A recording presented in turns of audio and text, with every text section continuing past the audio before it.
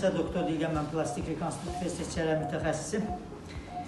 Ümumiyyətlə, xəstələrdən ən çox soruşulan suallardan birisi də özəlliklə məmə kanseri əməliyyatı olmuş mastektomi olan xəstələrdə doktor, biz mastektomi olduqdan sonra qoyulan implant bizim ximioterapiya almamıza əngəlmidir və yaxud da əməliyyatdan öncə ximioterapiya aldıq.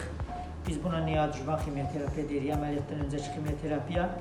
Sonra ximioterapiya almışıqsa, implantı qoymaq bizim üçün risk təşkil edirmi?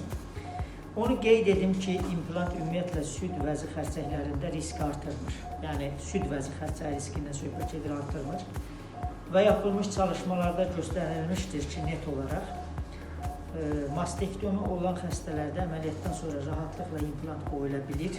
Ximioterapiyanın alınmasının buna hər hansı bir yan təsiri yoxdur. Dolayısıyla xəstə rahatlıqla ximioterapiyasını implant olsa dahil ala bilir. Yəni, implantın olması ximioterapiyanın təsirini azaltmır. Nə isə olduğu kimi qalır.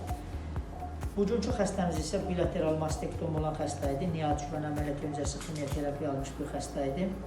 Və əməliyyatdan öncə ximioterapiya alan xəstələrdə də implant istifadə edilə bilir. Bunun hər hansı bir əks göstərişi yoxdur. Tamamən tibbi göstərişi ilə birlikdə edilir. Sağ olun, diqqətinizə görə.